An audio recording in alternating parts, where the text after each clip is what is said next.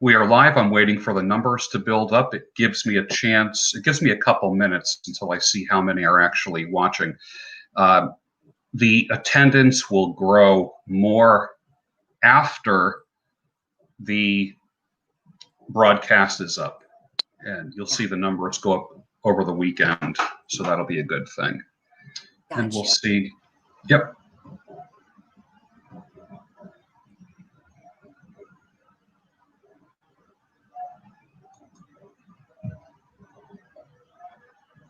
All right. Well, like right off the bat, it says we have 11 people watching, so that's a good thing. So we'll just start right now, and people can catch up with us later. Good afternoon, my friends. George Bruno with you, and special guest Lindy Sellers, who I have talked about in my videos and have recommended to you. Welcome to the show, Lindy. Thank you for having me, George. This is an honor. Yeah, tell us a little bit about yourself. I don't want to do you a disservice by giving a bio that's going to fall short. So just tell us about yourself. Well, my goodness, I don't think it's anything very special, but I am a wife of 25 years and a mother of 3 grown children who we homeschooled to college. And we live out on 12 acres in the Piedmont of North Carolina. And I have just had a dream ever since I was a little girl to be a mother. And that's what I am, a wife and a mother. And I've tried to be the best one that I can possibly be, but I have failed many times. But I have just experienced a lot of fun along the way. And I have been privileged to have a lot of fun along the way as well. I have written books. I have done a lot of art. I'm an artist as well. I am a commercial actress along with that. So I've just done a lot of fun little things along the way, along with being a wife and a mother. I like that.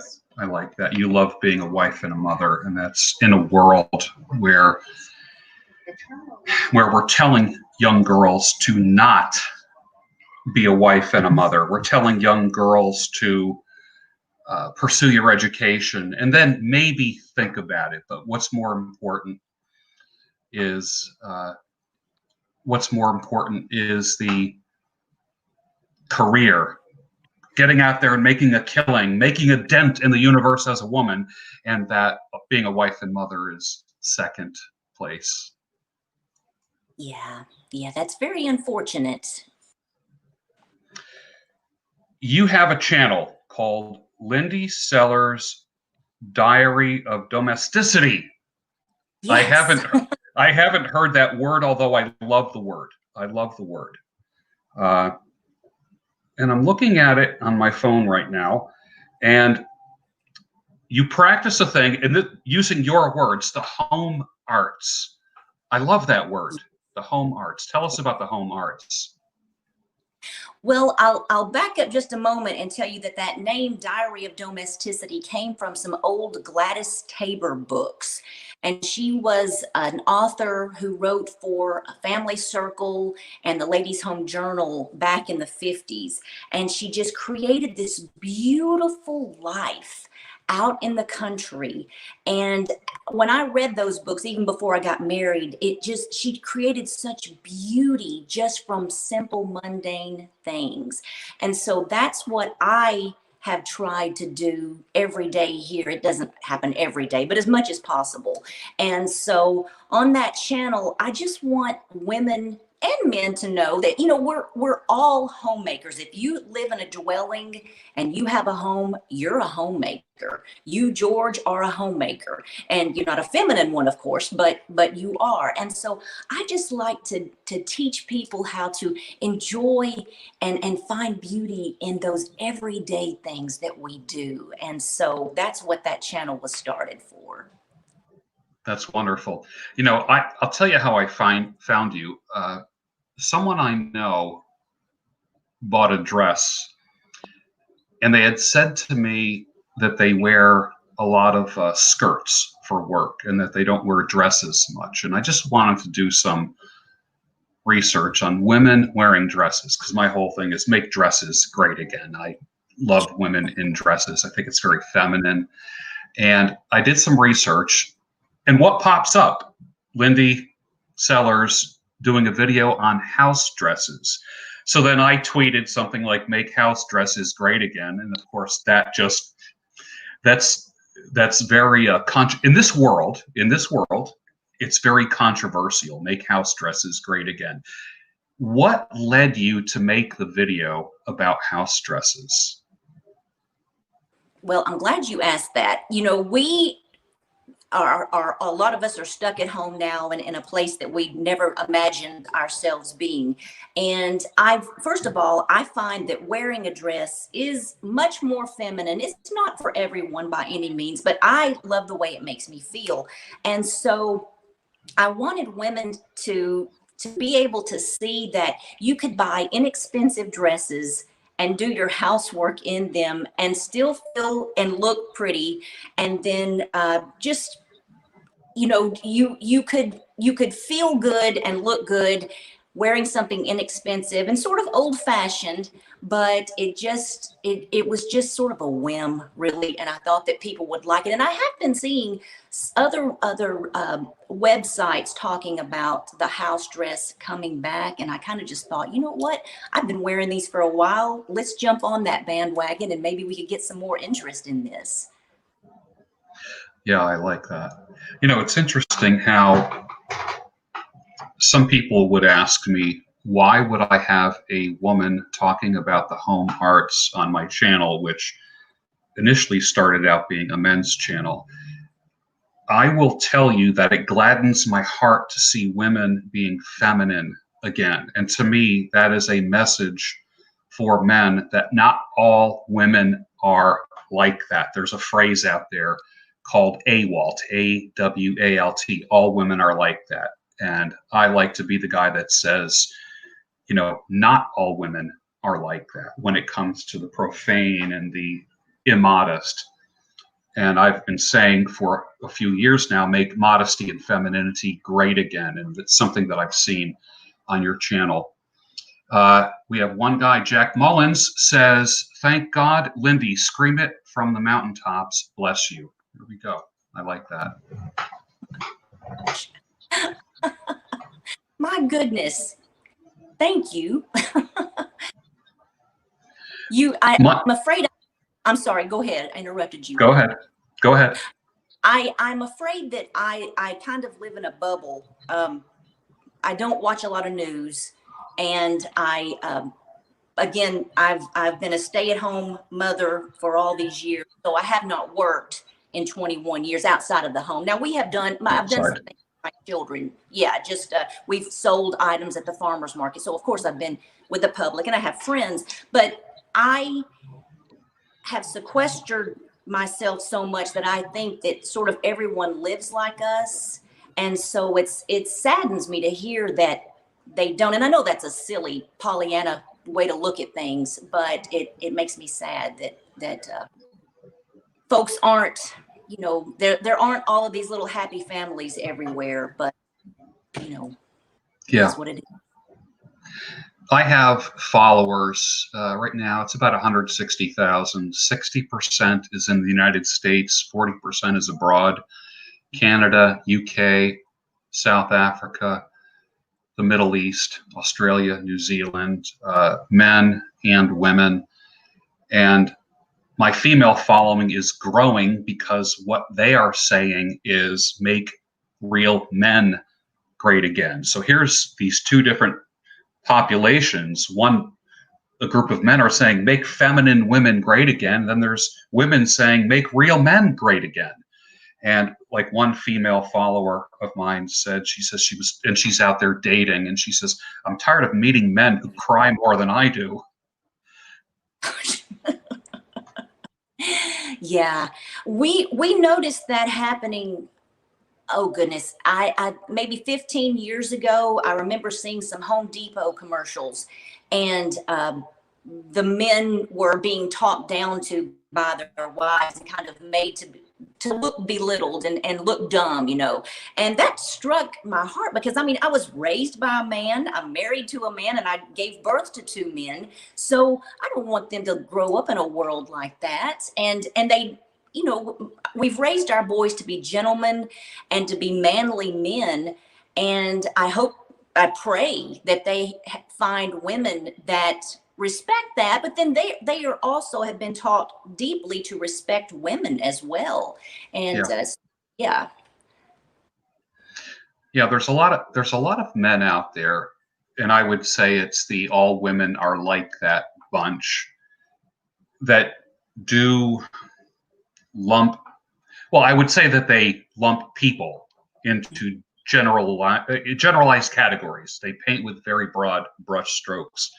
And I like to feature people who are not part of that crowd, and you have come off as part of that. You do videos on recipes and cooking in a microwave world, in a world where a takeout world. Oh, let me stop and pick up this or pick up that, and we don't have time to cook. You are teaching people how to cook for their families. Well, that's important because, of course, you know, it's a lot cheaper to eat at home than it is to go out, and it's so much better for you. And we taught our children how to cook at a fairly young age because it's an important skill to know, first of all. And yeah, I want other people to know that it's easy. And it surprises me actually that people don't know how to cook simple meals and simple budget friendly meals as well. And so I want people to know how to do that. And I hope that my channel can guide them along the way.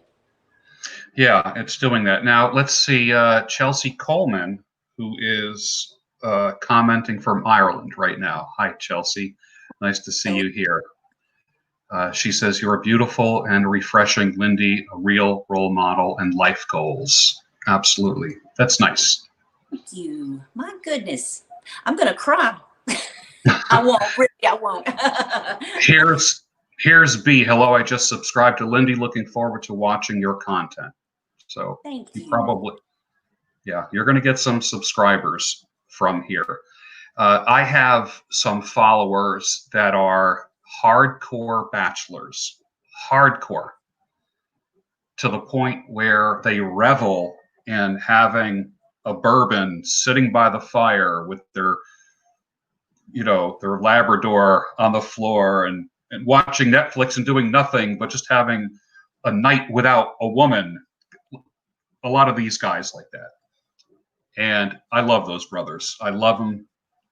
And for some, that's their life. For some, it's a stage that they go through. One fellow that used to call himself, he would always end his notes to me as the Forever Bachelor. And Timmy. Recently, there you go. I love Timmy. He's a subscriber to my channel. So, hey, Timmy. Timmy C, the Forever Bachelor. I didn't want to. Yes, he's made it very clear. But here's a man who responded to a woman, a feminine woman, and I've been telling women, don't try to be more like a man to get a man. Stop trying to compete. When women say there's no good men out there, I say, what are you doing? I said, you need to amp up your femininity, make it real, and then you will start attracting men. You don't want to attract, you don't want to be a man to get a man.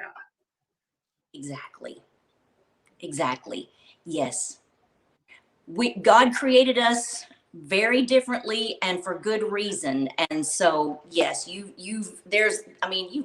old movies, the women use their feminine wiles to attract guys, and it worked in the movies, and of course it worked in real life too. And yeah, there's a lot to be said for acting like the God-given gifts that he gave us to attract a mate. Yeah. It's interesting how masculinity and femininity, it's not an on-off switch. It is a spectrum. It's on a continuum. There are guys that are much more masculine-ish than me or macho than me. And then there's guys that are a little more gentle, a little more sensitive. It does exist on a spectrum. It's not just like all kind of stuff. Right. Exactly. Yes. And I mean, women have to be very tough sometimes in certain situations.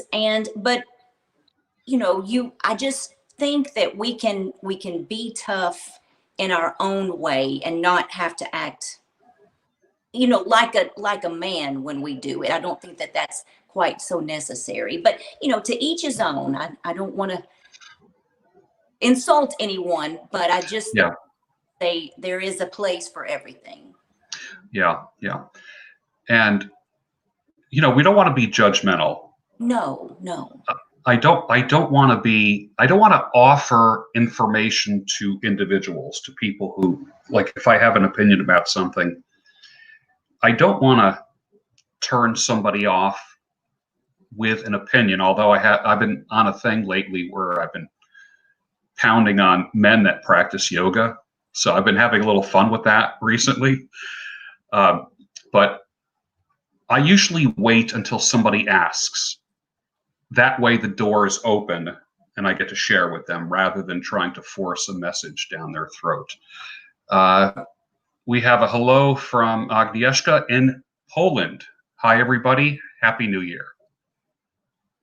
Happy Excellent. New Year. Let's see what else we have here. On your channel, I'm just looking through your videos here. You did Vlogmas, the days of Vlogmas. Tell me about that. Well, I learned really quickly that I probably should not have done that. I think that's for bigger YouTubers where people want to actually know what their life is like. And I'm not that big of a YouTuber. So that was just something that I did on a whim. And I took people for 24 days through different things that I thought would be interesting to show them, as far as, some days I showed them how to make Christmas cards out of watercolors. Some days I showed them how to make cookies and different side dishes. And that was a lot of fun. But I think that, again, I've learned a lot. I've been on YouTube for almost a year now, and I've learned a lot that time. And so I realized that I probably should have waited until I was a much bigger YouTuber, but it was fun. And it forced me to get out of my comfort zone like this live. Oh my goodness, this is way out of my comfort zone. I can't edit this out, but that's okay. I felt the fear in your heart because you thought maybe this was going to be just audio, or that we weren't going to be live or something. But obviously there's no editing. So whatever is said now is put out there. Exactly. But Primal Man says, feminine women are so refreshing, feeds the soul.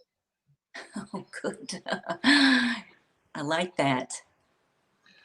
Roman Kozak says, thoughts on modern online dating culture. What are your thoughts on that? Oh, I can't even speak to that.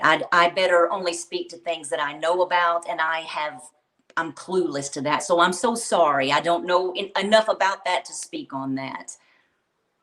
That's good. All right, here we go. Here's a question. What do you think is causing the masculinity in women to go into overdrive? What underlies this mismanagement of energies? That's coming from B. That's an interesting question. It's very interesting, and I don't know the answer. I could speculate that, just like I referred to in that old commercial that I saw a few years ago, when you're bombarded with that message, I think that you tend to want to go along with the crowd. And we've been taught for so long that you don't need a man, you can do it all yourself, and you can be happy alone. Or dating And, you know, women have bought into that message. And if you are happy just dating around and being alone, that's totally fine. But I think there's a beautiful companionship with a marriage, a good marriage where two people get along. And I wish more people could experience it and not buy into this information that we've been fed for so many years. Yeah. We have cheers from Brazil. So there's people all over the world watching you right now. Wow. So that's pretty interesting. Yeah. Someone asked, what was your inspiration to start your YouTube channel? Well, I have done a lot of odd and well, let me say old-fashioned things for a long time. We've raised sheep and sheared the sheep and spun wool, and I've quilted, and I've done a lot of the old-fashioned home arts for a long time. And I thought it would be fun to be able to share that with the public. And so that's what I have planned for later this year, just to show people some of those old-fashioned home arts that are lost.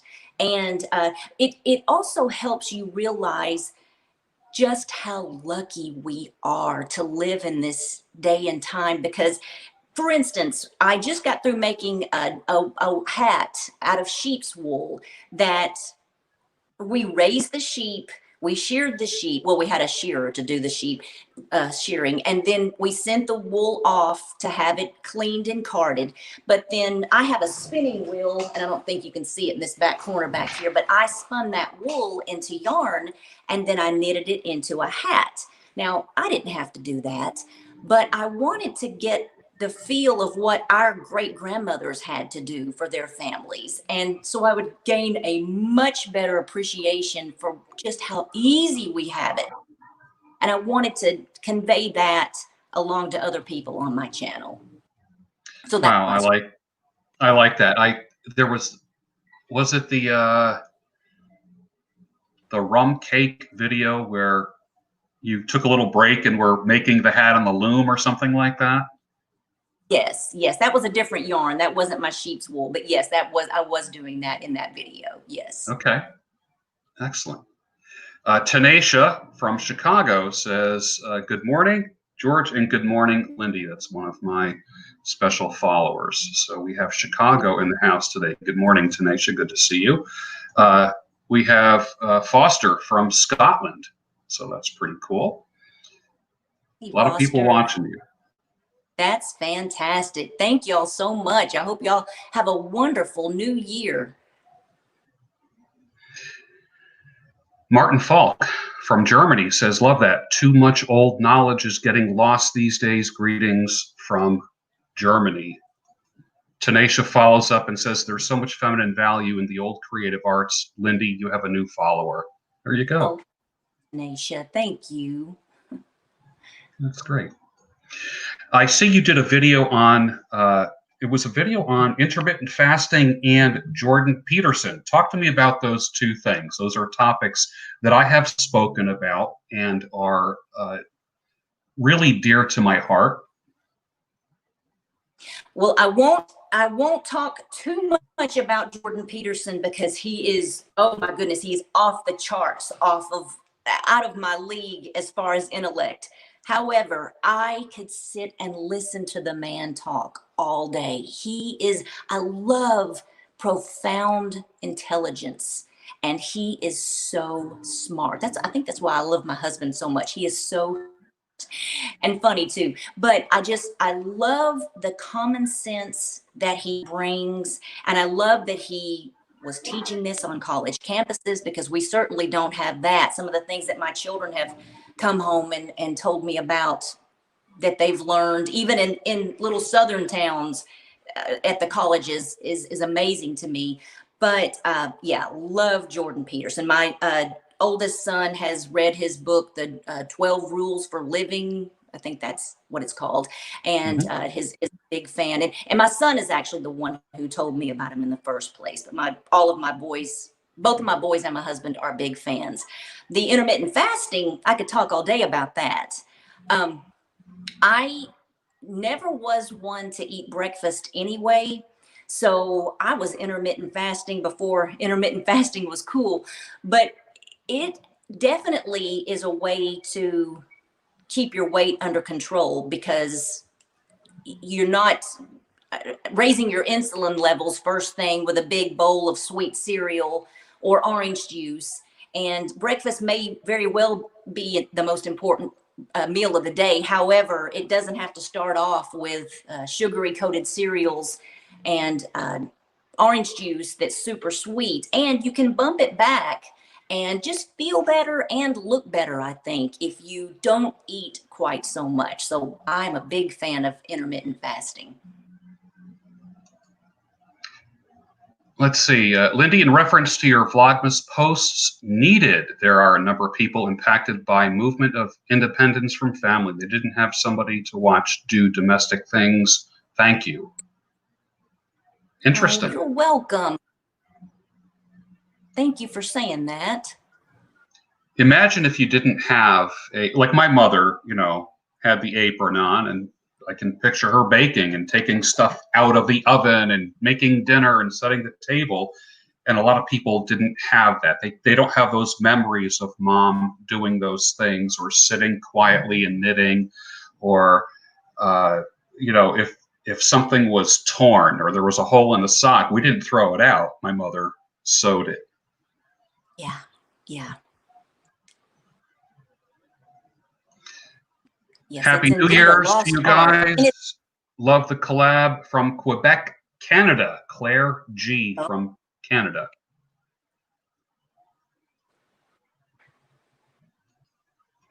George, you are cutting out. I hope that we're still on together. We are. We are. We're okay. We're okay. Now, what is your favorite kind of video to do? Out of all the types, and you've experimented with a lot of videos, what is the easiest? What gives you the most joy? Where do you feel you're making the most impact with your videos? I think you asked me which types of videos that I enjoyed making the best. Yes. Okay. I personally love making the old home arts video. And I've made some soap making videos, and I made a video about making homemade jam. And I had one on my channel about bread baking, but I took it off. I need to put it back up. And I enjoy those best. However, those don't seem to be as well received, unfortunately. And it's just interesting. If you want to grow, you have to give people what they want. And so the ones that get the most attention are like Stitch Fix unboxings or beauty videos. And those are fine. I love to do those, but I would rather do those home arts videos. Those are my favorites. How does Lindy Sellers stay healthy? So much of your life is in service to your family. What do you do to take time for yourself? Not that those other things don't enrich you, but what does Lindy do for Lindy? Oh boy. Well, I'm looking out as I'm speaking to you. Behind the camera is 12 acres. And it's just woodland out here. We don't have neighbors very close. And so I love to just go out there and take a walk. I don't take my phone, and I just love to go out and walk and listen to nature and just kind of regroup my thoughts. And like to take good long baths, shriveled up like a prune when I come out. Let's see, I love to read. If you could see on the other side of this camera again is a wall of books. I love to read, and I love to cook good, healthy foods and to eat that, because I feel good when I eat that. So that's what I do to take care of me. Are you a coffee girl? Yes, I want to start making cowboy coffee and stirring it every morning for the vortex. That's good. That's good. This is not coffee, by the way, though. This is just water, but it's in an old Hardees Rise and Shine cup. I don't know if they had this in Pennsylvania, but you can still, this mug is from the 80s, but you can still take this mug to Hardees and get a full cup of coffee for free if you take this into a Hardees restaurant. When I was married, we used to go from Philadelphia down to the Outer Banks, and I wouldn't find a Hardee's till I got to North Carolina. And I always got their coffee and these cinnamon biscuits that were, and I can't find them anywhere else. They were magnificent. Oh, yeah. I haven't had one of those in a long time, but they are good.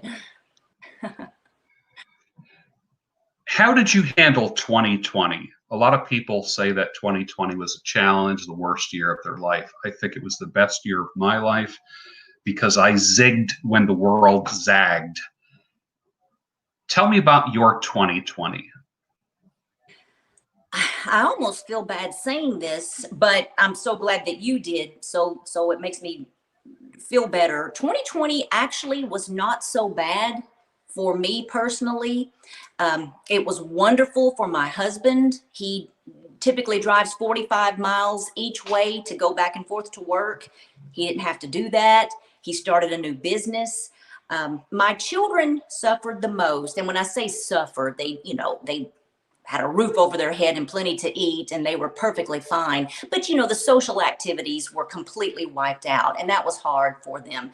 But this was 2020, except for a few things, it was just like a normal year in my life, except my family was home more, and that was beautiful to me. So, yeah, I feel bad when I see other people suffering so much. So I feel a little guilty even saying it, but it was, we made the most of it, and it's been great. Yeah. I kind of feel the same way. I'm completely unplugged from mainstream media and news, although I tend to pick up some of that craziness from social media, which I'm doing less and less. But I stopped watching TV, as most people know TV watching, probably about 5 years ago. Last night I watched a movie, turned on the TV for 2 hours, watched the movie, and then turned it off. And I was completely okay. It didn't stay on till I went to bed. So that kind of thing. Are you a movie watcher? Do you watch Amazon or Netflix or anything like that? We do. We just finished up. We had watched Breaking Bad when it came out, and then we just finished up Better Call Saul, and that was great fun. And old movies. I love the older classic movies. Christmas in Connecticut, that's a good one. And that's modeled after that author that I told you about earlier, Gladys Tabor. I forget the actress who is in that movie, but anyway, it's modeled after the Gladys Tabor book. So Christmas in Connecticut is just a great old movie that I just watched recently. And of course, It's a Wonderful Life. We have to watch that every year. Every year. Yeah. What does 2021 have in store for Lindy?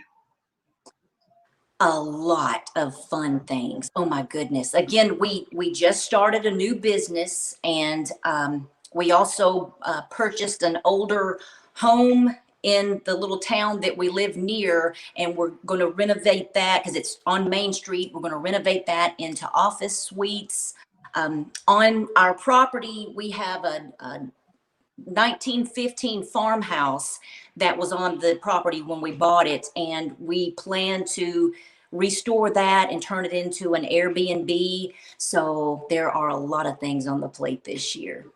Wow. It sounds like it's a family business. It's almost like the family that works together stays together. It absolutely is. It absolutely is. And our oldest son will graduate from the University of North Carolina in the summer too. So now, how far? The only thing I know about North Carolina is the Outer Banks, which was where I was married and started my life. Where are you? How far west are you from the coast? I am 5 hours from the Outer Banks, but I'm Okay. only 3 hours from Wilmington. Oh, I see. Okay, Yeah. excellent. We have a married couple in Brazil, Michael Finn, who teaches English to people, and his wife, Tana Finn. Tana, they're both on live with us right now. Tana says, "What do you, Lindy, think about taking the vaccine? Are you okay with that?" Well, oh my goodness. This, no, I am not going to take it. Yeah, I'm not going to take it. I'm not anti-vax. I'm a selective vaccinator, and no, unless I am held down, I will not take it, and neither will my family. I appreciate Trump's efforts in trying to get it out, but it's not for us. My immune system and my family's immune system is healthy. We can fight off this, and I'm not worried about it. So no, we will not be taking it. Good. Thanks for answering that. I know that can be a touchy question with a lot of people in this day and age, and it's a very divisive topic as well. Yes. So, John Boston says, "My home was built in 1910 and have completely renovated it. Lots of work and lots of money required," he says. Yes. I bet it's beautiful, though. I bet it's gorgeous. Michael Finn says, "We are in the same boat. I trust my immune system with a virus that has a 99.9% survival rate." Right. Excellent. Exactly. Excellent. Excellent. All right. So let me ask you this. You are a woman of faith Yes. as well. Do you care to share anything about that? As a man of faith, I welcome that. It's not off limits for my videos. It's not off limits for my conversations, and it's not something that is private to me. I never force anything down anyone's mind, but when they ask with a honest heart, I tell them the truth. Tell me about your faith. Well, it's funny. I was here in the Southeast. We are predominantly Baptist, and so I was saved when I was 15, but I didn't really know what that meant at the time. I knew what it meant, but I knew I was going to heaven, but that's about it. But I was brought up in a church, but it wasn't forced down our throats. So I've always known that Jesus and God existed. And, but I have found since I've gotten older, the hardest thing about being a Christian are the other Christians telling you you're doing it wrong. And so I have had to back out of organized religion and, what is that George Jones song, Me and Jesus got our own thing going. That's kind of like me. And so I have a personal relationship with Jesus, and I know he loves me, and I will tell people about it if I feel like they could use a little help. But I love to read scripture, and I love to quote if I find it's a good place to tell someone. I like to tell people scripture, but I don't wear it on my sleeves. So it's more of a kind of a private matter. Not that it's I don't mind telling you about it, but I just kind of Yes. keep it to myself and don't preach to people. Yeah. Yeah. I feel the same way. I feel I have a platform where I can introduce it almost like food on a platter. Take what you want.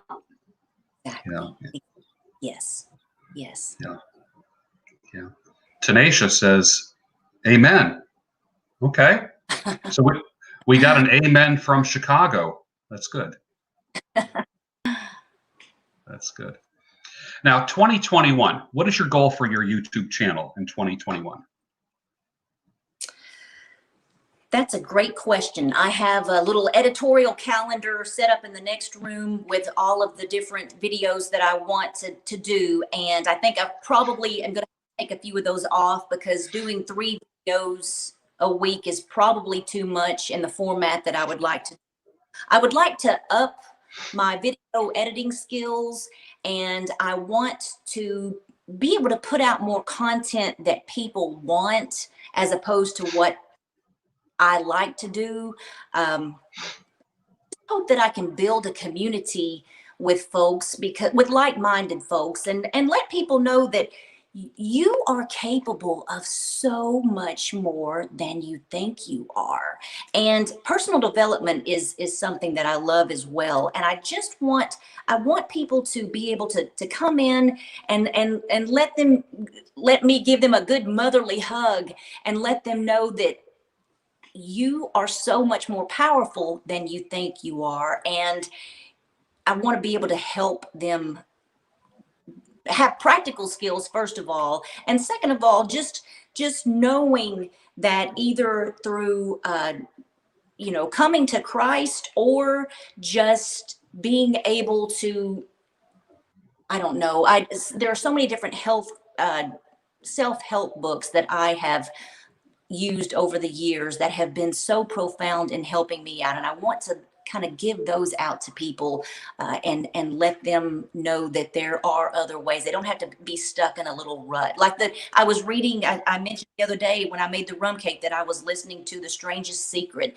by Earl Nightingale. That is fascinating information. And so many people don't know about that. And I want others to know about that too. So that's my goal. Yeah, I like that. I do like that. I announced to people after being divorced for 17 years, I announced to my audience that I'm open to marriage again. And I've been writing about it and blogging about it. And that blog will eventually be a book. And what I'm going to do is just probably go away for a long weekend and finish the book. Just knock it out rather than just piece by piece by piece. I'm just going to knock it out. And one of the things that I am very sure about is that I want a woman of faith. I can't move forward without that, and I would rather be a happily single man of faith than to be with a woman who is not. Let me just put it that way. How has being a woman of faith, particularly a Christian woman, a lot of people say, when they say like a man of faith, a woman of faith, that's kind of like the social media nice, soft way of talking about it. I know exactly where you're coming from as a Christ follower. I know exactly where you're coming from. As a Christ follower, how does being a Christ follower help you in being a wife and a mother? Well, there is a verse in Titus 2 that talks about the older women need to help the younger women love their husbands, love their children, and the word that everyone hates, be submissive, which doesn't mean what the world thinks it means. And so I have looked at that verse several times and then went on to read deeper what it means. And I find that if I can refer to the Bible has so many good little nuggets in it. And so I find that if I'm having an issue, I can read the Bible and think on it. That's the biggest part. You have to spend time thinking, because if you just read something from a magazine and get a quick fix and try to use that, it may not work. But if you sit and read something like the Bible and think on that for a while, your things come to you and you realize, what you could do to improve. And I also find that once, if my husband and I have ever had any sort of an issue, once I started making changes, I found that he did too. There's an old saying that the man is the head of the household, and he is in our home, but the woman's the neck.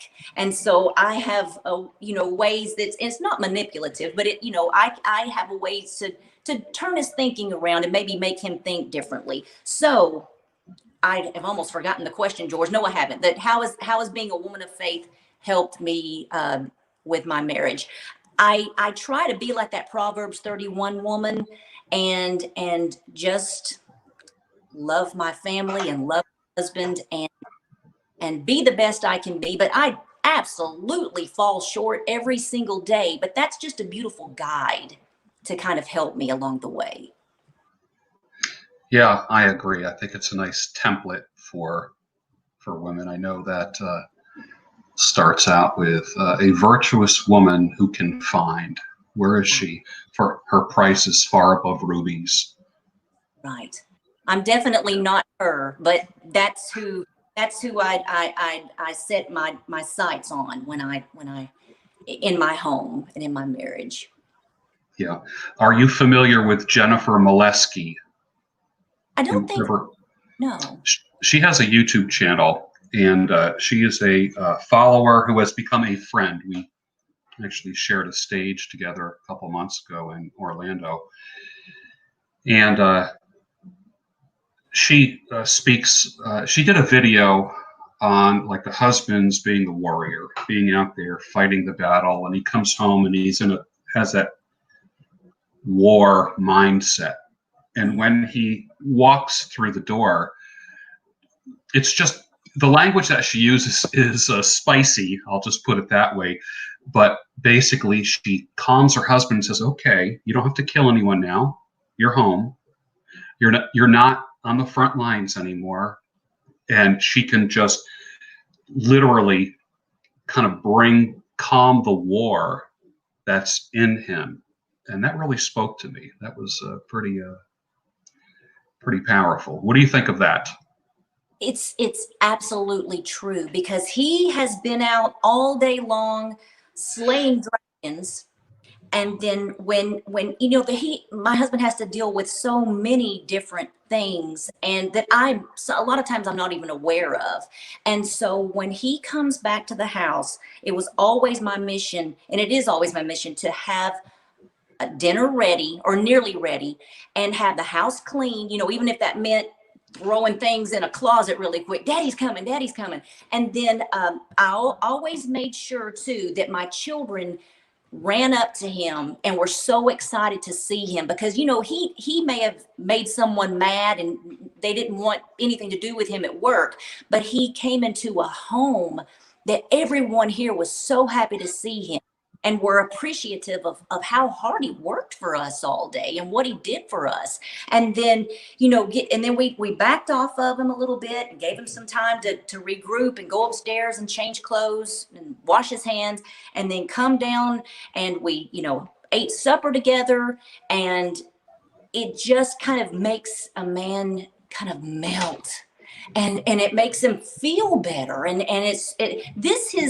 a man's home is absolutely his castle, and I wanted this place to be my man's castle, and it is. He's in the other room. He would tell you it absolutely is, and this is his favorite place to be. So,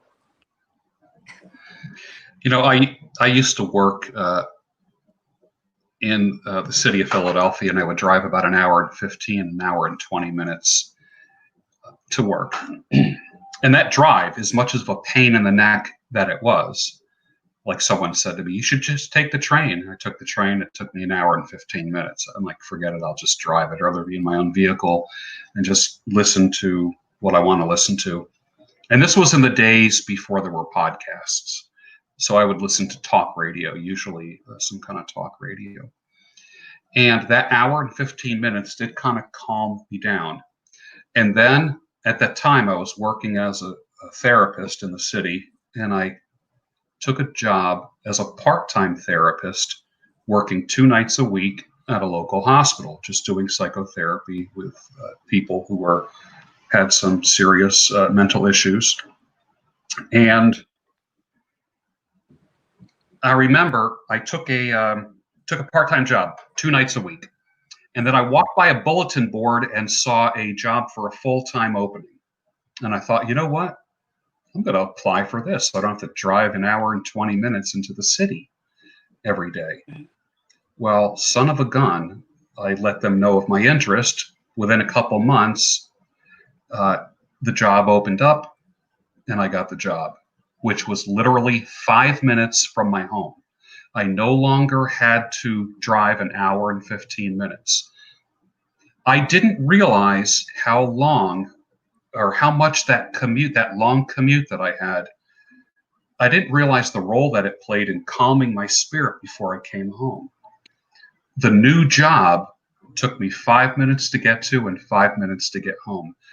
And my wife, when I would walk in the door after just a 5-minute drive from the hospital, she sensed that I still needed to kind of come down a little bit from that day. And she would say to me, "Will you just go ride your motorcycle?"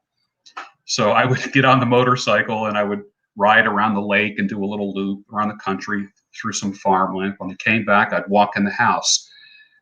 And then she would say, "There's my husband."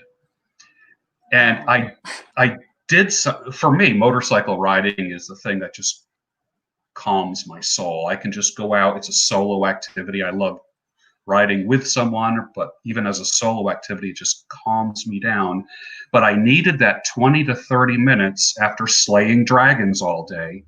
I needed to shift my mind. I can't have the dragon slaying mindset when I walk in the home and my wife is there. So I would imagine that your husband's 45-mile commute might calm him as well by the time he gets home, right? Am I right about that?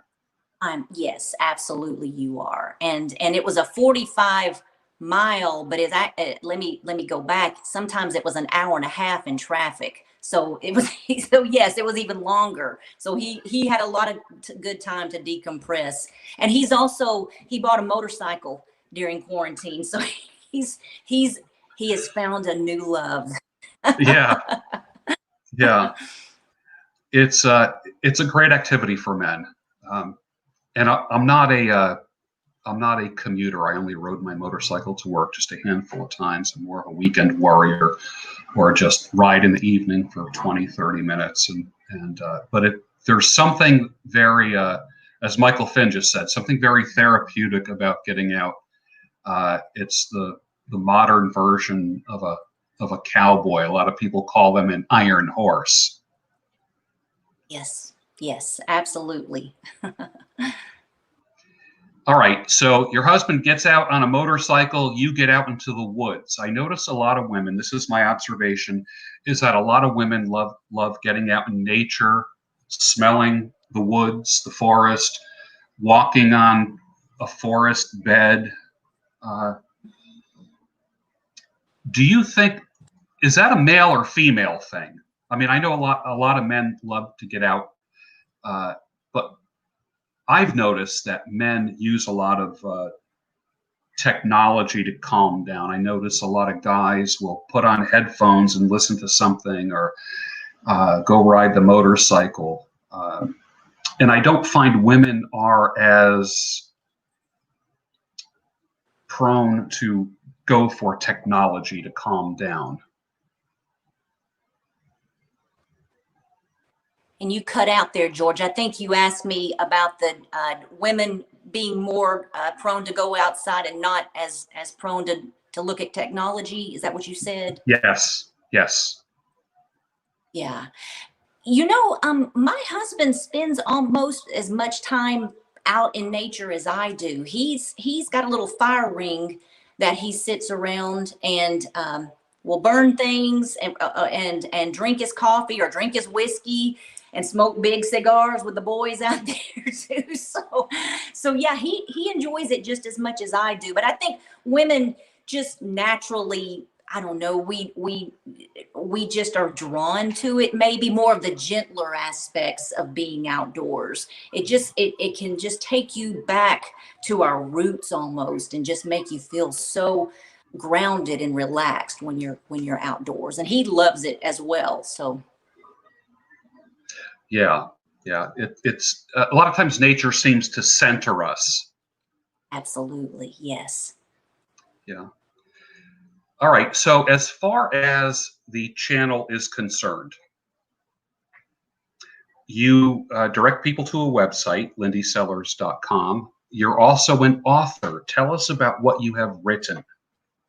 Oh boy, thank you for asking about that.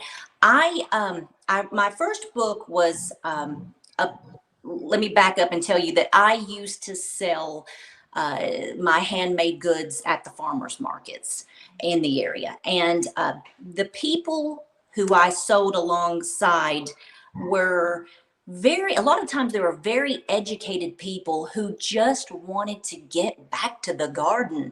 And so they grew these big luscious gardens, and they came out to the farmers market and sold their goods. And so they just all had fascinating stories, and everyone has a story to tell, and I wanted to get theirs down.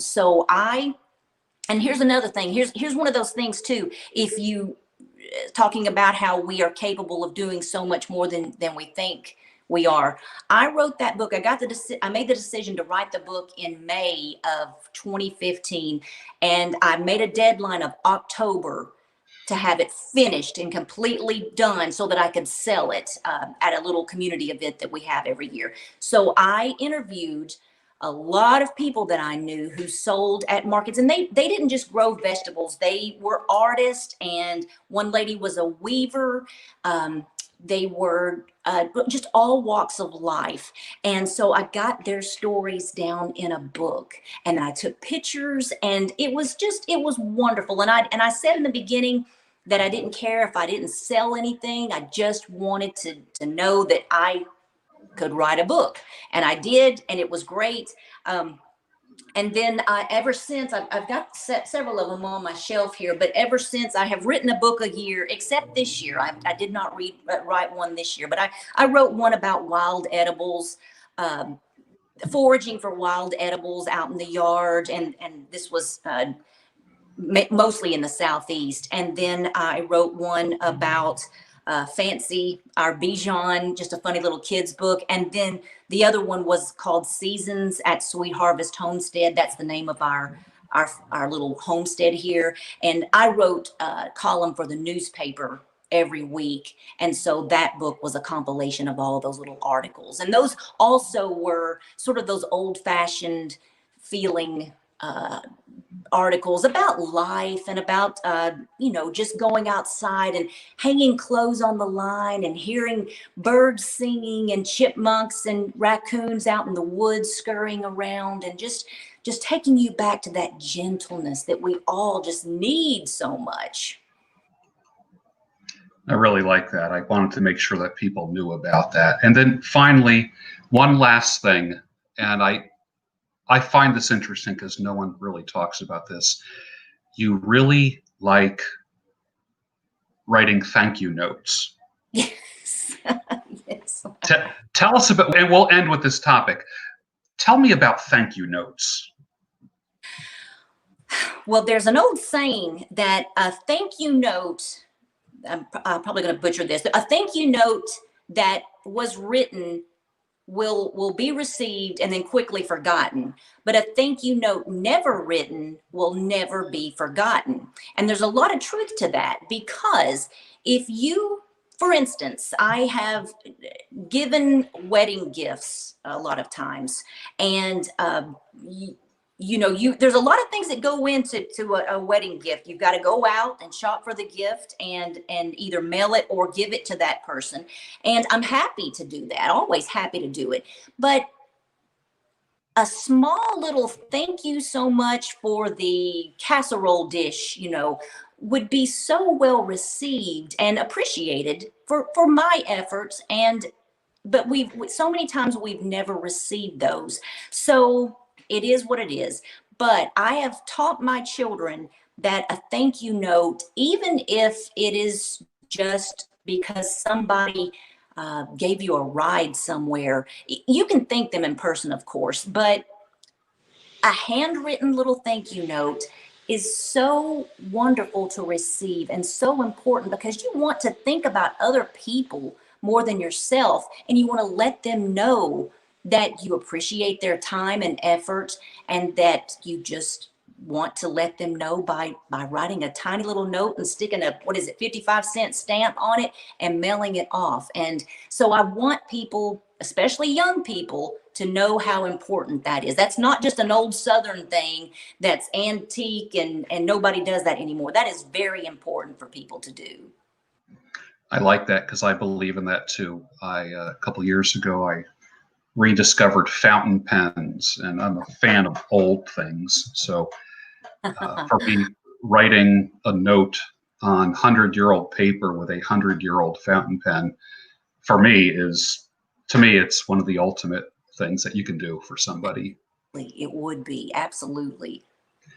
How can people find more of Lindy Sellers? Direct them to website, to wherever you want. Well, the best place would probably be just at my YouTube channel, Lindy Sellers, Diary of Domesticity. I do have a website, which is lindysellers.com. There's not a whole lot there. And I no longer have a Facebook page, and may be getting rid of the Instagram as well, too. But yeah, Lindy Sellers, Diary of Domesticity on YouTube is probably the best way to find me. And then all of my other information is in the About page on the YouTube channel. Fantastic. I like that. Well, thank you for joining me, my new friend. And I really hope that people were inspired. And any final words? Not really. I did want to say I appreciate what you do on your channel. I think the world needs a lot more. Like I told you, I feel like you're my uncle who is wise and knows a lot and can give good information out in a gentle way. And I appreciate what you're doing. And I just want to say best of luck to you. And I just, yeah, you say, sometimes some of the things that you talk about aren't for women's ears, and I click off, but I appreciate you. And so I appreciate your efforts and what you're doing for the men in the world. Thank you. Thank you. And I appreciate you for what you are doing for women. And also, I believe it also gives hope to men that there are still women out there who love being a wife and a mother. There absolutely are. There absolutely are. Lots of young women that I know. So don't be too discouraged. Thank you, Lindy. Happy New Year, and we'll talk again soon. Sounds great, George. Thank you so much. Happy New Year.